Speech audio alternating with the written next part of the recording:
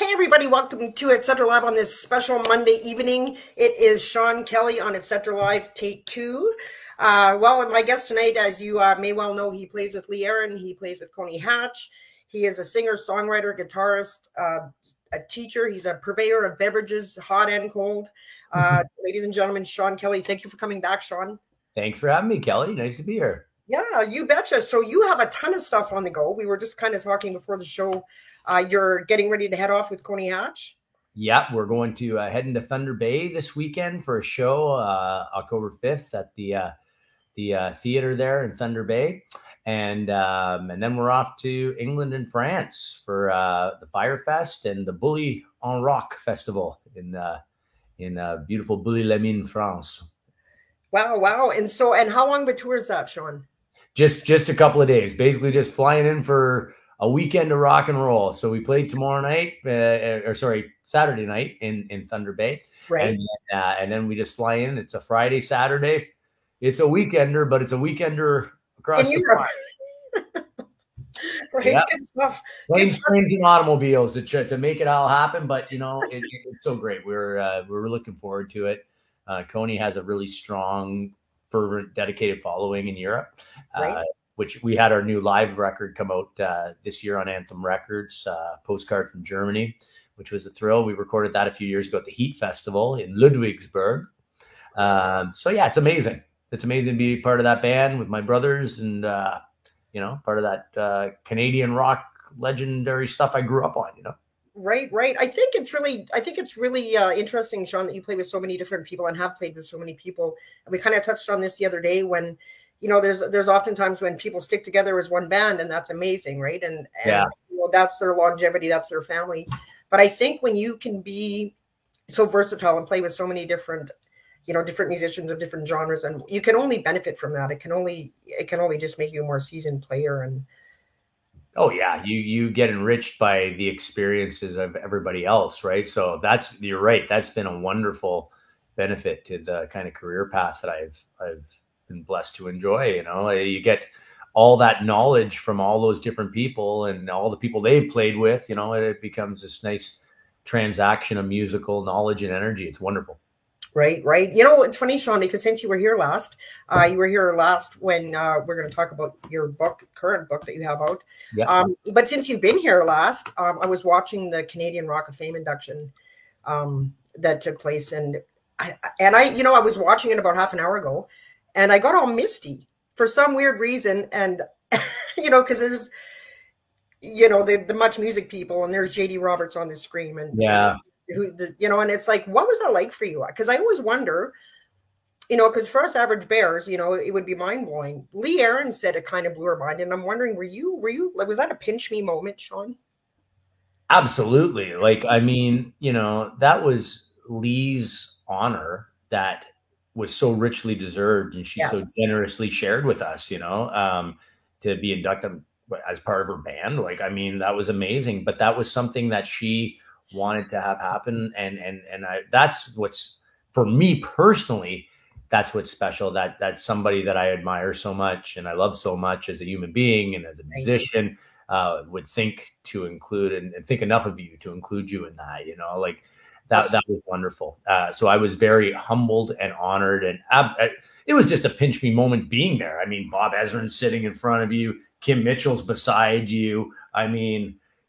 It's you're listening to, it's a soundtrack of your life, and you're somehow in the middle of it. It was wonderful, and I'm very proud of that. I'm very proud of it. But I'm just very proud to get a chance to know these people and to play with them and get to hang out with them. Right. Yeah. And Lee was really gracious right off the bat. She just introduced her whole band, her rock band family, and she's got to be one of the hardest working women in the industry for sure. Mm-hmm. And, so Sean, when we kind of touched this on the other night too, but so 1984 was when you received your first guitar. Mm-hmm. And then can you just kind of give us did you get the guitar and then become interested in music, or was it kind of like you were interested and you wanted a guitar and you got it? Yeah, no, I became interested in music first. And kind of peripherally, like, you know, I like music. I like Joan Jett. I like that Joan Jett song. I love the song called Gloria by Laura Branigan. So I have songs that I really connected with and liked. Copacabana by Barry Manilow. I don't know why. I was just obsessed with these songs. Jump for My Love by the Pointer Sisters, whatever. So I'm into these songs, right? But then I hear Quiet Riot and Def Leppard in the same year. And then all of a sudden something goes off. But it was really Twisted Sister. Once I heard We're Not Gonna Take That's It, I said, I have to do that. I don't even know what that is yet, but I want to wear my sister's clothes. I want to have long hair. I want to play a guitar. So that was it. And I knew I wanted that. And I think I had the guitar for a year before I learned to play anything. I just jumped in front of the mirror. I would just play cassettes and pretend. And you know, I think actually I would recommend that to anybody. It's good to get your stage moves together. I had my stage moves together when I was 11. Yeah. Right on. Stick down. And I would sit there and look at posters and pictures in Circus Magazine and Hit Parade and go, get the rock moves down. Absolutely. Study the videos. And then, of course, you get to play. And then the byproduct of that is you end up, for me, I ended up discovering a lot of different styles of music. And I became a musician, but really I wanted to be a rock star. Absolutely. Absolutely. Becoming a musician was a byproduct of wanting to be a rock star. That's it. And you know, you are a self-professed dreamer and a doer. And I love that the other night when you were mentioning, like, you got to be a dreamer. You know, every rock star that is not just a musician and is an actual bona fide rock star dreamed of that at one point. You know, it all started from a thought and then a dream. And then I think, honestly, just the testicular fortitude to give it a go, see what happens, right? Dreams are, hope is essential, right? Dreams are essential, but you still need action plans and goals. And and you do need that. But the dreaming thing is the fun part. And I always, when I look back on it, I think I try to tell it to young artists, it's like, that's the best part of the whole thing is dreaming of it. It's not necessarily achieving something, because you never really catch it. It's the tail you never catch. You're chasing it because you always want to challenge yourself. So it's important, I think, to always try and be in the moment in these things. Not an easy thing to do when you're filled with aspiration and hunger. I had a hunger to be a part of this and to make records and to tour. And I know if I didn't get a chance to play in a big hockey arena, I would never have been satisfied with my life. Like I said, I have to, and I don't know how, but I'm going to do that. I'm just not going to stop until it happens, kind of thing. Yeah. And it happened late for me. It didn't happen. You know what? I got to play a small arena when I was 18, opening for Colin James, and that was close. But I said, no, it's got to look like Maple Leaf Gardens. It's got to be bigger. And I got to do that with my band with Alice Cooper. We got to go on an Alice Cooper tour. Gosh, Kelly, right? Yeah. I said, okay, now I got to know what that looks like. And, you know, if that was all that ever happened, I think I probably at least could have gone on with my life in a normal way. I was pretty happy with that. I remember taking that. That's pretty good street cred. That's good. I saw what it was, and it was better than I could have anticipated. Like, you know, people downplay it, but I love it when the lights go down in a big hockey arena. I never gets tired for me. I can't wait till the next time it happens. If it happens again, you know, fingers crossed. Right. I think that is my favorite moment. If it's just right before the show starts and it's quiet and, you know, the band's about to hit the stage and there's just that anticipation, you know, that energy in the crowd right before that is absolutely my favorite part. Yeah, me too. It's wonderful. So I understand one of your favorite albums is Mott the Hoople Live. Love it.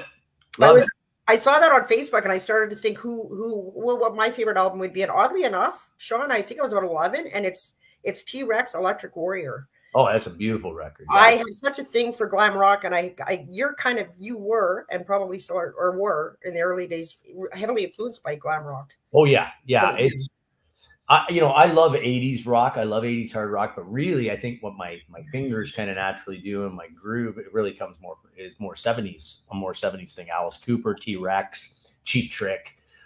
You know, that's kind of really where I'm coming. Kiss, early Kiss.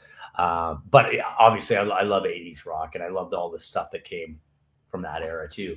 So 70s and 80s. But yeah, the glam thing's huge. And Mott the Hoople, just great songs, great band. I love that record. I like that record because, you know, I was just talking about arenas and it's great, but that was recorded in theaters, right? Right. You know, at Hammersmith in England, and at I forget which theater it was, but it was on Broadway. Gramercy Theater, maybe, I can't remember. Some theater in Broadway in New York. So one side's New York, one side's London, and it's you know, there's something special about playing rock and roll in theaters too. And the 70s were really cool. You know, the rundown kind of dingy theaters. They're so intimate though, right? Like it got this intimacy about them, and it's like you're in someone's living room. Sounds great. Well, you know, I did the Rock of Ages musical last year, and it was a beautiful theater, the Elgin Theater in Toronto. And we had like this, it was kind of the best of both worlds. It looked like a Judas Priest concert on stage, massive, but then you're in a theater, right? So it was wonderful. Yeah, the acoustics and the intimacy and I just want to take a second. Oddly enough, I don't have any, because you have a coffee out with my show sponsors, Writers and Rockers Coffee Company. But I do have Lee Aaron's Body Rock. Oh, it's great. I love her coffee too. I love all the coffee. That's why I don't have a bag to show. I drink it. Yep, absolutely. I'm down to my last couple of bags as well. And so and Michelle Truman has a new one out now. Yeah, well, I love it. Truman Brew. Yeah, she's a sweetie. So how did that happen? Like, did you choose your own blend, or how, like? No, it was Robert from the company reached out to me and knew I was an author and a rocker, and like it just kind of made sense, I guess. Like, and you know, I let the experts be the experts, you know. Right. I mean, you could be from Tim Hortons, you could be from Starbucks. I like, you know, I'm not that picky, to be honest with you. But I will say, playing in Lee Aaron's band, Dave Reimer, especially the bass player, he loves coffee and he's really hip to it. And he has kind of changed my palate a little bit. So I have to say the Writers and Rockers stuff is very, very good. I'm very proud to have it out, and the response has been very good. So yep, the good stuff right on. So yeah, thank you to my show sponsors, Writers and Rockers Coffee Company. Check it out at www.writersandrockerscoffeecompany.com. Speaking of being an author, let's talk about that, because I have a copy here of your current book, Don't Call It Hair Metal, which came out in 2023. And you are in the process of offering us a new book. And I'm not going to ask anything else because I'm going to let you say what you can about it. Yeah, that first book, that was my second book, but my first book for ECW Press, my new publisher, who I have a wonderful relationship with, great company. And yeah, they wanted me to write another one, and I had a guitar book idea. I wanted to write a book about pointy guitars. So I can say that much, and I can say I've interviewed some really cool people. Tomorrow I'm actually talking to Michael Sweet from Striper. I'm excited about that. Yeah, so it's fun to talk to people and who with these iconic guitars and what they mean to them. And so it's a little bit of the history of pointy guitars, but really it's about people and players and influence. Like all my books, they're all about me. No, a little bit. It all comes down to, you know what? I'm a self-centered guy, and at the end of the day, I make it personal, right? And I find that's where I kind of write from the truth. Well, they say to write about what you know, right? Well, I mean, what do you know better than about yourself, right? I've read so many books about guitar builders and companies. I've done so much research, and you know, I kind of came around and say, look, this has been done. I certainly reference that stuff in the book, but really, it's about the people. You know, I had a great chat with Carlos Cavazo from Quiet Riot. You know, I talked to Racer X guys. You know, I've got interviews for my last book with Warren DeMartini from Rat and George Lynch from Dokken, like great guitar players. I'm going to be talking to my good friend Rick Emmett again about his signature guitars. Like it really is about the players and the kind of talismanic qualities of the electric guitar, you know, like it's like you're talking about Electric Warrior. I mean, that picture of Bolin with his Les Paul on the cover, you know, it's not Les Paul, it's not a pointy guitar, but you know, it doesn't matter. The guitar itself is just this totemistic power tool. Right. And so is it a book specifically for guitar players, or? No, it might. I can't help it. Like my last book, I know a few people said, geez, I don't know what you're talking about with all the guitar stuff. I can't help it. That's the language I speak. Right. But I think it's for anybody who loves guitars. I think it's I'm talking to people who make guitars. So it's for craftsmen. It's for people who appreciate design and innovation. And that's what a lot of it comes down to, you know, like we're talking about dreamers. These are people who dream in Technicolor. They dream in lines and shapes and geometry.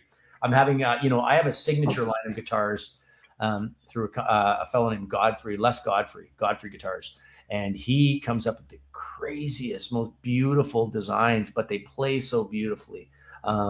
You know, Dave Reimer from Lee Aaron's band, once again, you know, he designed not so much pointy ones, but he does a beautiful Explorer guitar. He could, you know, just more from his design aesthetic, listening to those guys talk about what inspires them and the functionality and all that stuff that goes into the design of any great product.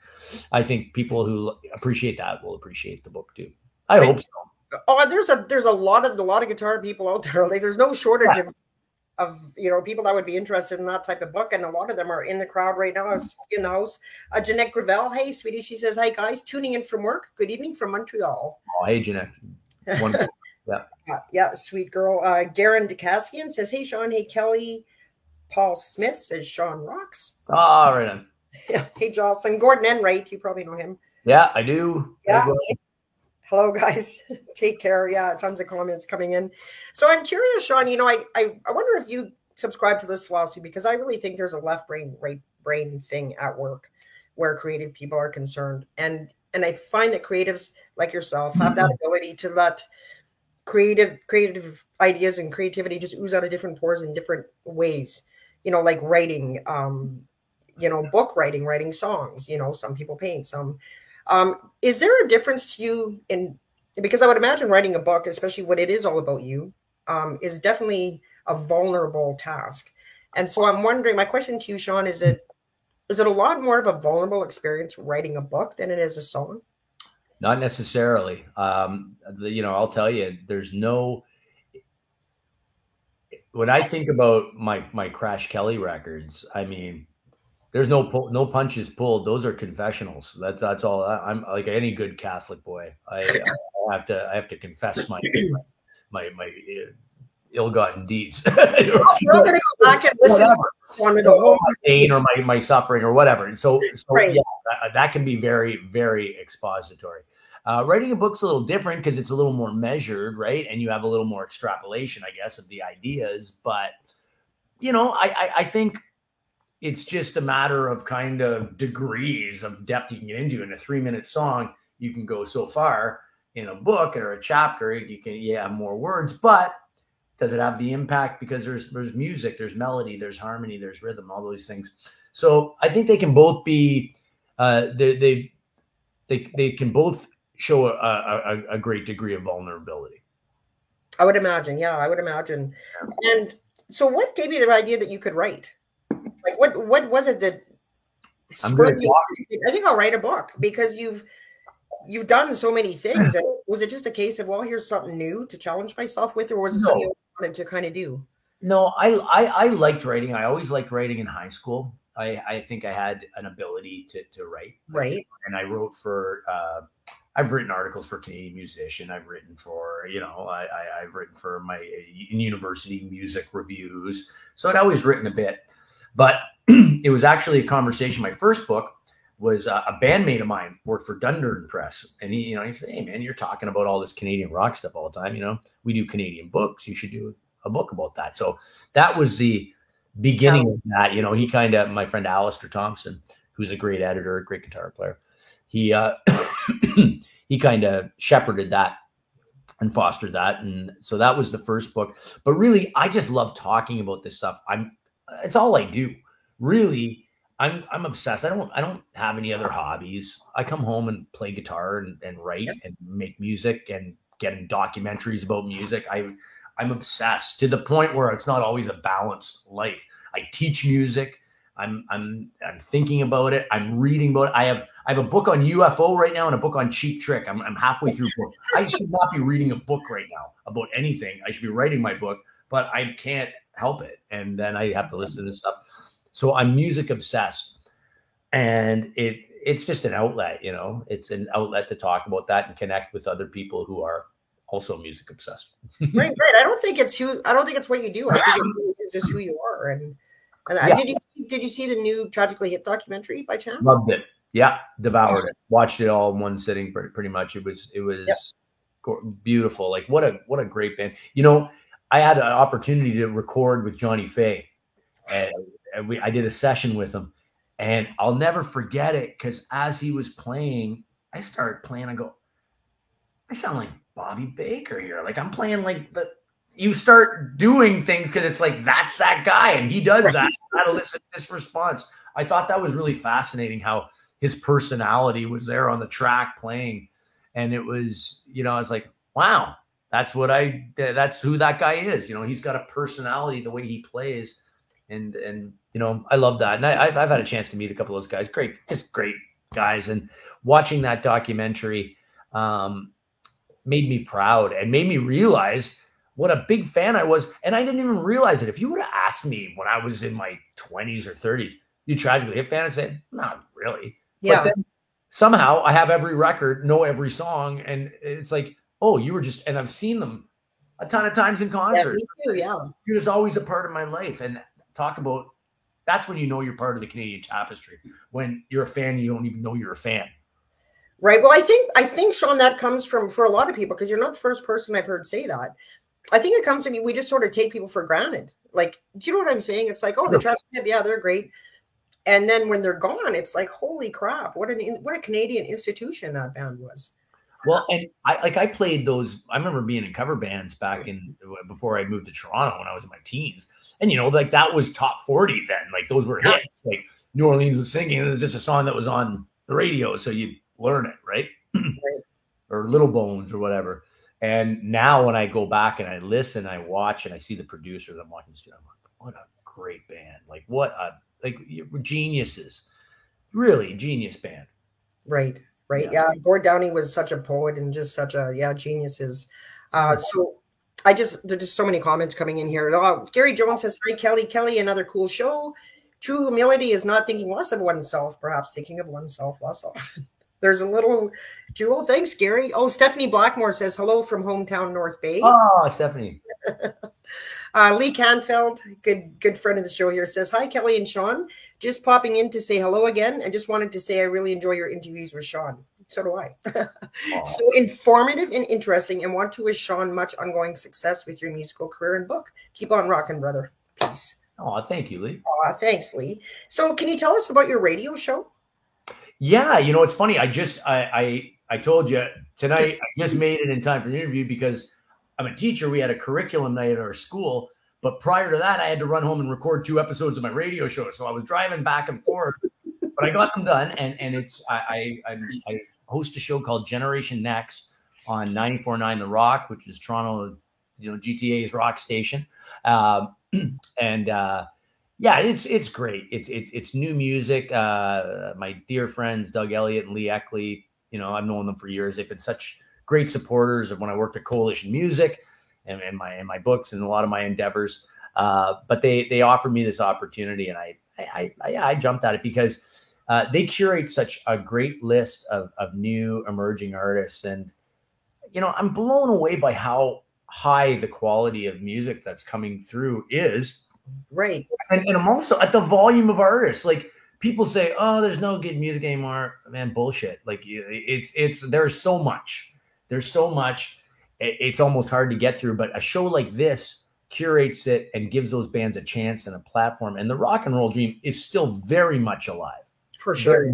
And like even better because like what you're getting is more permutations of influence, right? You're getting bands who listen to bands who are influenced by bands. Like it goes deeper and deeper. And, we're all pushing around 12 notes, but now you're getting the different interpretations of all that. And now not only that, but different levels of production and retro production, modern production.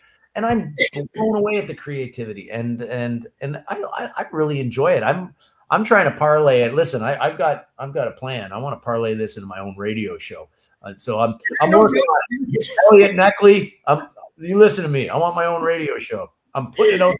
You heard it here, everybody, on Etcetera Live. Sean, you heard it first, but they've heard it before. So, what did you just think? I've got too much downtime with all my teaching and touring? I've got no time. I better get a radio show? It was a stupid thing to take on, but I was driving up north. I was going to a gig with Alan Frew, and the text came in, and I'm like, I don't have time for this, but I'm going to do it. But yeah, well, I'm in. You know, they kind of told me what they expected, and I went for it. And I really, I thoroughly enjoy it. Yeah. Good for you. So where can people watch the show, Sean? Where could they catch it? You can't watch it, but you can listen because I've got a face for radio. Right. Okay. It's 94.9 The Rock FM. The Rock.fm, I think is I should know this, but I don't know. Sean Kelly's Facebook page. Yeah, 94.9 The Rock. There's someone's got to have a link to that. I'm sure I can find it. Right on. So how do you, one of my questions was, and I want to ask it even more so now, how do you balance all these amazing projects and touring and writing and family life? And yeah, not well, but to be honest, certainly not these days, not that well. But, you know, I've got a very loving and understanding family. Right. I've got, you know, I'm trying, I am starting to realize there's a finite amount of energy and time. And, you know, as you know, I'm 50 going on 52.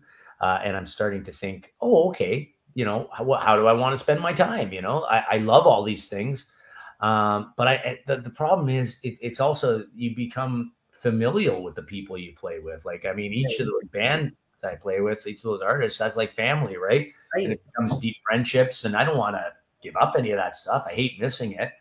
And you know, I think you're hardwired as a musician to create opportunity and take them, right? Like, I mean, that was just for so long, that's what I wanted. And now I'm blessed enough that opportunities happen. So you don't want to say no, but at the same time, I have a vocation as a teacher. Like, it's not just about security. It's something I feel I have to do. I feel a responsibility to do that. Right. It's a calling. It's kind of calling. Yeah. It's a calling, and it's a pain in the ass sometimes. Like, I mean, like any job, or, you know, right. But so is being on tour is a pain in the ass sometimes. So being in a band, like, it's just the way it is. Nothing's perfect, right? No, every job has its pain in the ass moments. So you might as well do your passion and have the pain in the ass there. It's easier to take. Yeah. But I think to answer your question, it's the balance. My priorities are shifting as I get older. I'm realizing as I see my kids get older, I need to be, you know, really there. It's really important to be, and I feel like I always have been there, but on, you know, on a guidance level, and that just takes time. So I will be reprioritizing, you know, things in the future, but it's also, music is who I am. I need it. I need it like I need to eat. I do. So, you know, you just do your best you can, and you know. What an inspirational guest you are. Oh. Like, there's got to be people watching at home. They're like, I love that attitude. Like, dream it and do it. Like, or yeah. You don't. When you leave this world, you want to skid in exhausted with no regrets. Yeah, I do believe that. Like, you know, ring every last. It's so good. Like, there's, you know, and it's and it won't always be good. So when it is good and you do have the energy, you know, keep driving till the wheels come off. Why not? Yep. Yeah, 100%. And so where do you see yourself in 5 years, ideally? Where do I see myself in 5 years? I hope to see myself successfully shepherding my kids into their passions and their dreams. Are they musical, Sean, at all?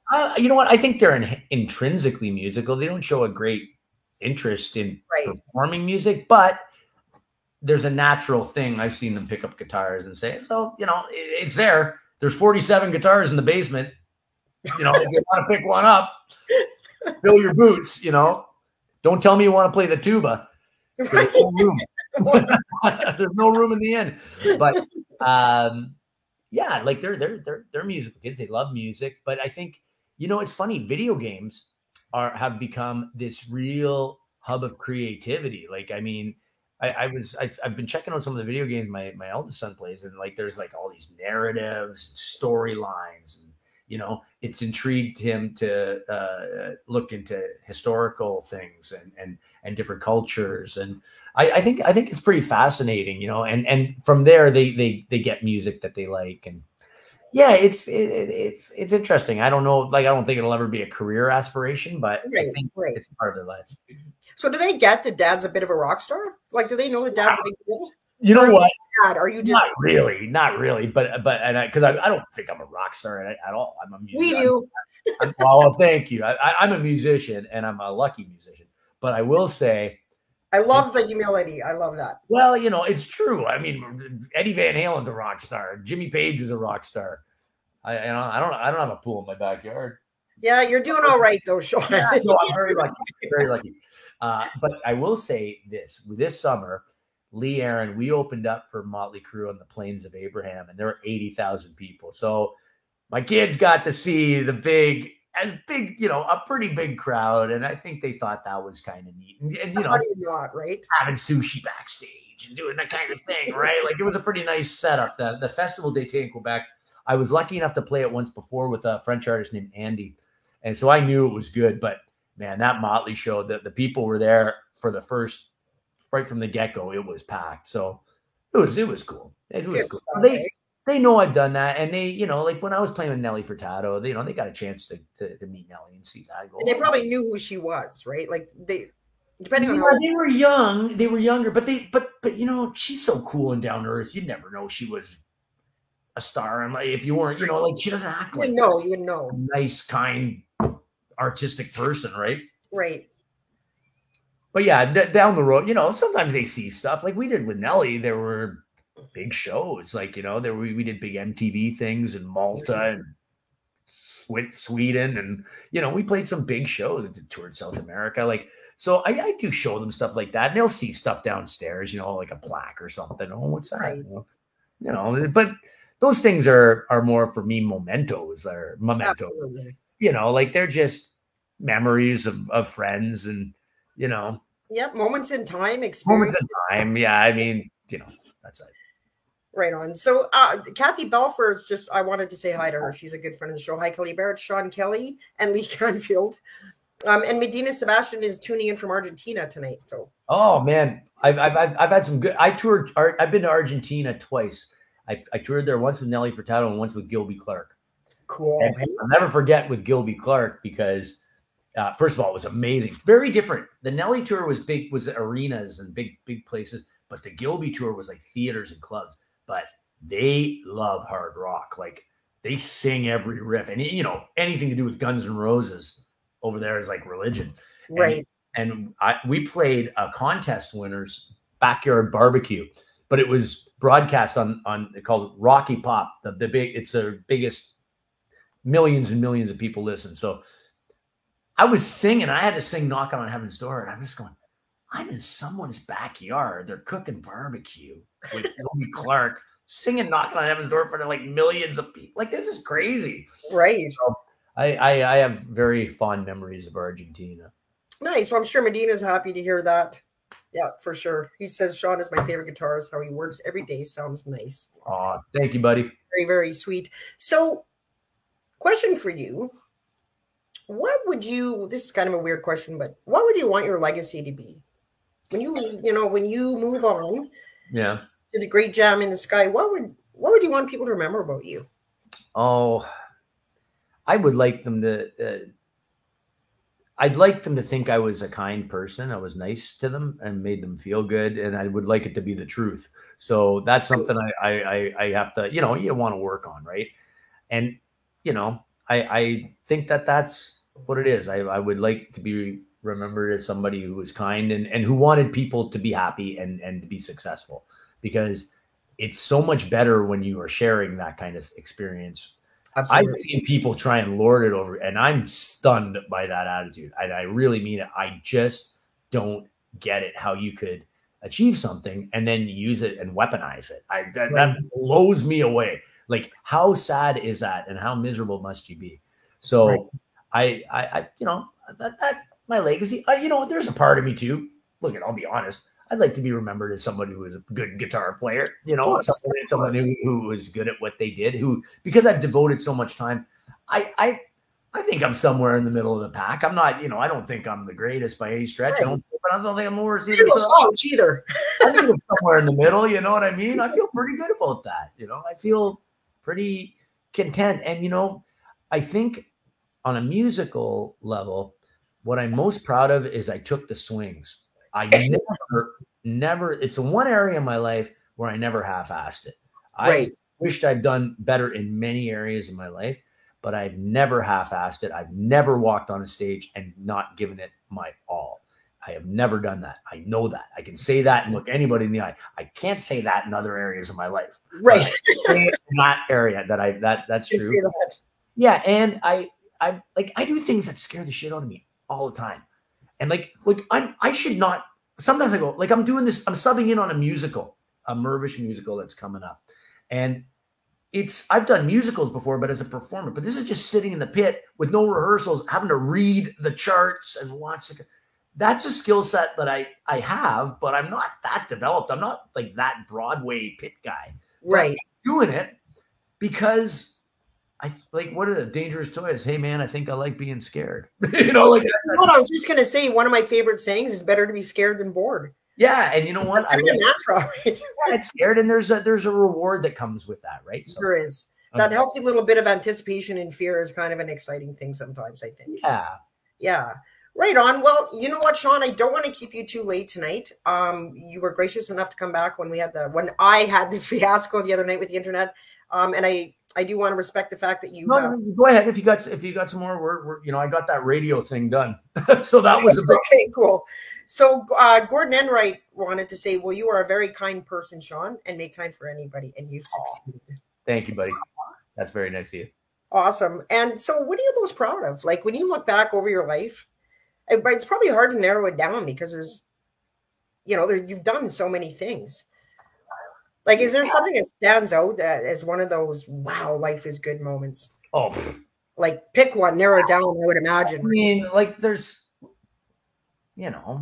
so many, and I don't want to sound big-headed when I say that, but when Dee Snider came running up behind me for the first time when we did We're Not Gonna Take It together on a stage when I was doing his musical, and I went, what?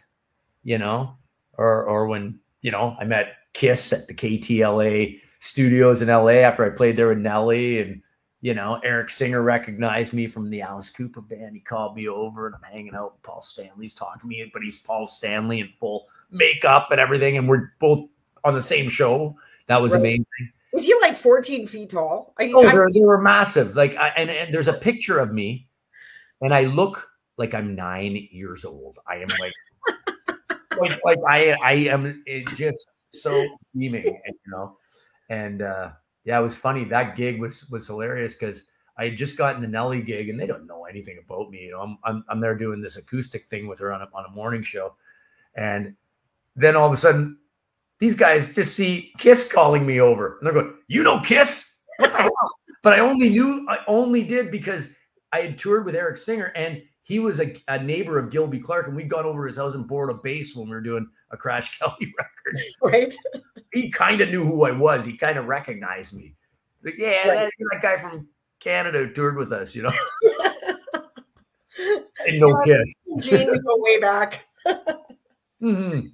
Hey, you also have a craft beer. Do you still have the craft beer? Because I know we. No, that was a one and done thing. That was with Gateway Breweries. Yeah, out of North Bay, my hometown. So that was a fun thing that M. Greiner and I did.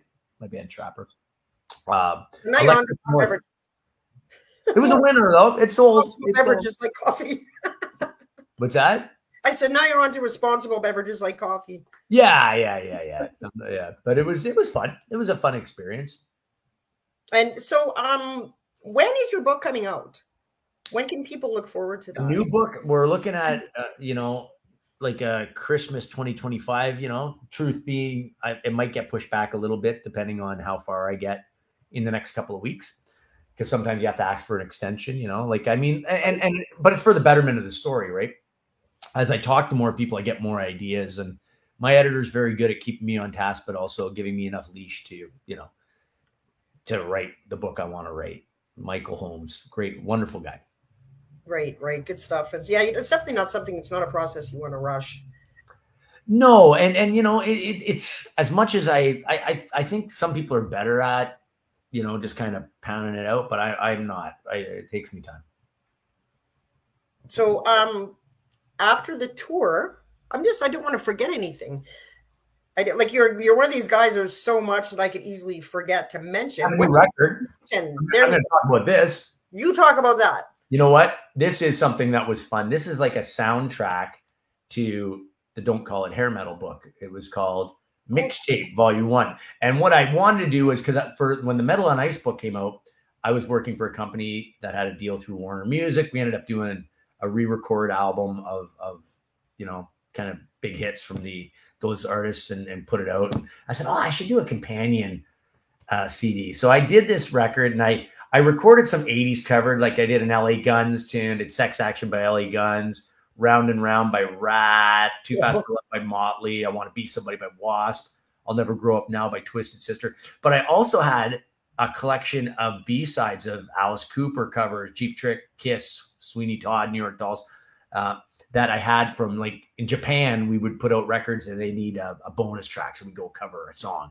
you know? So I put it all together because I said, hey, the book's really about the 70s and 80s. So this is available at rockpapermerch.com. It's not up for streaming. I don't know why. I thought it was a physical product and it should stay a physical product. I love that. I love that, Sean. Yeah. And honestly, like, maybe it'll come up for streaming one day. And some of the tracks are probably out there for streaming, but it's, you know, I'm very proud of it. It turned out really good. My dear friend, Tim Timlick, played drums on it. A lot of great guests on it from like Nick Walsh from Slick Toxic, Jordan Michael Store, a whole bunch of amazing guests. But it was mixed by my good friend Frank Greiner from Trapper. And Frank's worked with Rob Zombie, Perfect Circle, Nine Inch Nails, you name it. Yeah, so it's called Mixtape Volume 1. You can get it at rockpapermerch.com. I'm quite proud of it. Well, there you go. And Sean's quite proud of it. Well, that's a good picture. Yeah, there you go. Right on. So I have to ask you right now, will you come back when the book comes out? Oh, yeah, I love to, Kelly. Yeah, thank you for having me. And of course I will. Yeah, definitely. Okay, well, I'm going to hold you to it. You heard it, everybody. You heard it here. So, Sean, thank you so much for joining us tonight. Especially thank you for coming back and sharing your precious time with us. And enjoy the rest of your evening. Have a safe tour. Continued health, happiness, success, all things amazing. And we will see you in 2025 when that book comes out. Sounds great. Thank you for having me, Kelly. Right. And have a good night, everybody. Thanks for your nice comments. Okay. Good night, Sean. Take care. Okay. Good night. Bye-bye. Thanks, everybody, for joining us tonight. I'm Kelly Barrett with Etcetera Live. We'll see you next time. Take care. Bye-bye.